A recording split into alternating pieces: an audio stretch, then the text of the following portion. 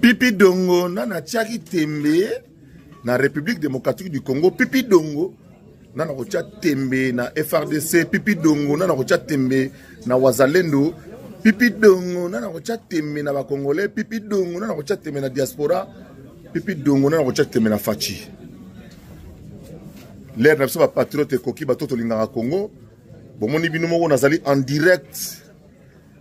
Na ba consultation na oyo salama ba consultation politique oyo salama initiée par son excellence monsieur le président de la République Félix Antoine Tshisekedi Tshilombo, chef de l'État et garant de la nation, commandant suprême des forces armées, a initié un OP à pesi yango na maboko ya conseil spécial na yé, une personnalité quand même oyo toyebi que vu statut na yé aza mutu moko ya kobombana. Et bandi effectivement lelo et ils ont sur la main na nengenin. Bon renseignement. Consultation politique oyo, ils ont d'abord ya liboso sur adhésion à ba Congolais na ba principe, ba valeur autoco changer te aux à l'opposant, aux à la société civile, aux à la nani, aux à la nani. Ya liboso. Constitution ya mboka. Faut la respecter. Yami balé. Intégrité, il y a territoire national, c'est-à-dire 2 345 410 km², Moutako Simbango Azati. Et puis il y a mis ça tout, l'irrévocabilité, il y a souveraineté nationale. C'est-à-dire que le Congo est souverain à sa décision. Et bandi lelo. Banani ba oba bengami ba ya awa lelo. Bato ba oba ozala consulter pour ba pesa makanisi na bango. Ezali bongo. Ancien président de l'institution, la République, c'est-à-dire président de la République, c'est-à-dire Premier ministre, c'est-à-dire président de l'Assemblée, c'est-à-dire président de la Sénat, on est société civile, on est parti politique, il y a opposition comme il y a majorité, il y a tout ça qu'on est opposant. Alors, le gouvernement du Nord est côté. Mais pour l'intégrité à Congo, maïle nanga yango. Donc nakokota nanga na gouvernement mais pour na ko sima Congo, pour l'intégrité du territoire, na yeko pesa makanisi nanga. Démarche yango yango wana. Ezalité que démarche à liboso ezaba consultation pour na ko sala gouvernement ezali pour na président zuba makanisi wana. Société civile, organisation, association, jeunes, maman, tout le monde, est-ce que vous adhérer à la vision? Il y a des zones, il y a souveraineté, intégrité, ou bien, vous adhérer. Et bandi, lelo. Et banda qui bongo na premier ministre Nabiso, vision na yezanin, makanisi na yezanin na makamo Italie. Cohésion nationale, unité nationale, respect à la constitution, na makamoni sur Otanga. Et puis l'après-midi, conseil spécial, il y a chef de l'État professeur Cachemire Ebérant, Kolondele, il y a Ayambi Sikoyo, n'a bien les 7 patrons. Il y a présidium, il y a union sacrée. Mais Ayambi bango séparément. Pour na yo sama lukonde. Yo makanisme za nini pour na respect à la constitution, pour na conservation et intégrité du territoire, pour na irrévocabilité ya souveraineté nationale. Après si makanisme. Pendant 30 minutes. Donc l'élo, et là qui bongo président Sénat, Sama Lukonde na qualité de membre présidium, tout là qui bongo na Vital Kamerhe, honorable Vital Kamerhe président de l'Assemblée nationale. Tozalaki pe lisusu na Mboso Kodia Pwanga oyazabi membre président mazali deuxième vice-président de l'Assemblée nationale. Tozalaki na Bahati Lukwebo oyazali sénateur pe membre ya présidium yazali deuxième vice-président du Sénat. Et puis bayambaki Augustin Kabouya oyazali secrétaire général ya UDPS. Bango so 6 bayaki lelo. Voyez bien que membre moko ya bango vice-premier ministre ya défense ya Bolimi Sangai. Il y a la défense, mais le transport, Jean-Pierre Bemba, Yépé, à Zana, alors ça la tournée, il y a qu'on sensibiliser les jeunes pour la côté en armée. Alors, à partir, il y a lobby. Programme Ekobima. Nalina attirer attention à bino. Bokeba. Naba programme, monsieur Zobima. Oh, ye outia wate. Moutazo ça la consultation politique à moko. Et ça bongo. Conseil spécial à chef de l'État en matière de sécurité. Bah, programme Ekobima. Oh, voici les gens qui vont venir. Oh, beauté. Bokeba nango. Programme Ezouta Awa, c'est le cabinet du conseil spécial. Ndazo Pesa. Orientation. Yoto yambo l'air boye, yoto yambo l'air songolo, et usuna l'air pakala. Si manayango tangu toko sala 2 semaines. Ndenge nanu toche yango en tout cas touro to respecté. Poza le kamarobe na milaïté.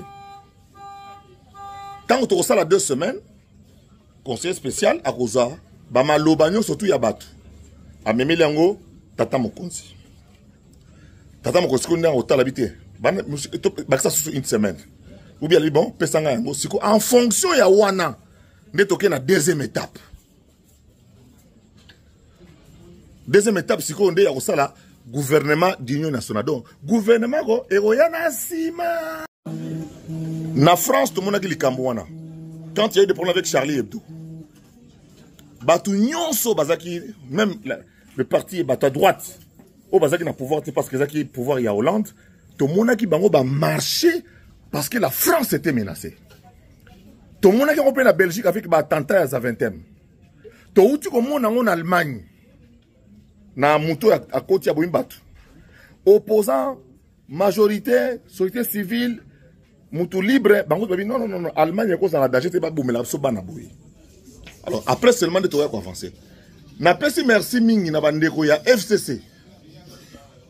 Oyo bandimi koya pour réaffirmer que biso toza membre de FCC mais toza d'accord na likambo yo ke mboka na psiko kendete. Toza d'accord que 2 345 000 km² ya Congo mutako simba ngote. Baroya mbama. Miso soupe. Ba lobi ke non? Et ça, gouvernement d'union nationale, bah au côté. Pour et ça, gouvernement d'union nationale. Nous surtout on a commandant suprême de Mtarotala. Ah, côté qu'on a banane baye, côté qu'on a banane bakoti, banane baboy koya, ainsi de suite. Tout l'ongola na mutu que conseil spécial a reçu des consultations pour renommer Batu. Té. Bah renommer Bino Bongouti. Boti n'a pas ba komboti. Pour déjà comment tu n'as pas combo déjà, voici notre liste.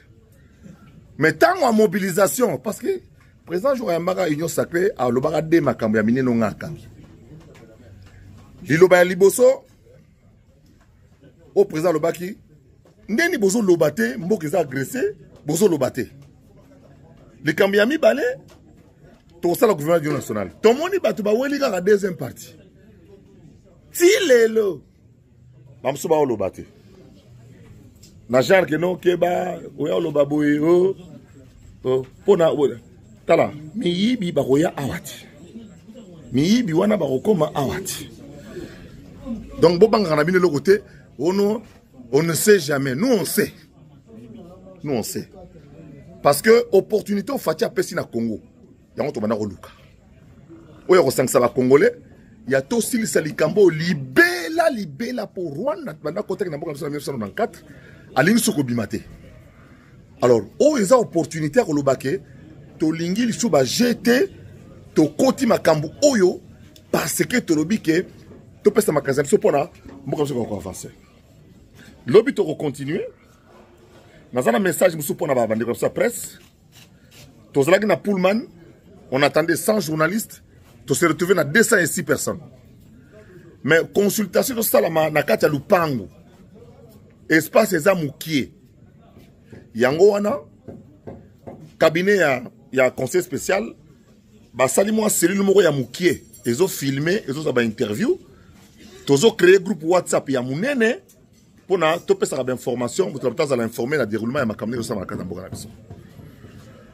To bandi lelo to continuer na ba personnalité ba mbiaka oyo boyebi papa Kengo Adondo ba Manzu Joambombo ba mbiaka oyo basala politique na mboko ba mettre nimi poza na kin ba omona ye ba parti politique noko okeba boya président ye mokote chaque regroupement ezali composé na ba parti politique président ya parti ata boza 200 to boy ba frustration du genre que bango ba kendeki batiki biso soki boza na regroupement na bino ya 100 personnes président nyonso tout il faut azala botimba soki boza na bino kaka 6 personnes boya bino nyonso 6 pour bimate que nous on n'était pas là, on n'est pas concernés. C'est l'affaire de tous les Congolais, au-delà de nos convictions politiques, au-delà de nos conceptions religieuses, au-delà de nos appartenances à telle ou telle autre ethnie. Eza likambo ya ya fatite, o likambo ya baluba, likambo ya ba Congo, likambo ya ba Swahili, likambo bangala te. Eza likambo ya mwana nyonso tozo reconnaître pour tozaka na mboka moko. Tozaka kana mboka moko. Lobi to okuta na susu, ekuto sila lelo. Yango na cheka la place bomoni. Bomoni ko président de la République, Conseil national de sécurité. Bomoni côté consultation politique et la consultation nationalité. National nde ya ba poste. Oyo ezali ya makambo, bomoni ba principe oyo ezali dicté, oyo ezali énuméré, unité nationale, intégrité du territoire, souveraineté nationale, gouvernance nationale. Yango wana. Awa pe ya ko pesa makanisi pona ba infiltrer. Tout ça la nini. Pesa idée. Pipi dongo na ochatem. Toleka. Il fait 65 degrés na et puis maman na compte à jacuzzi.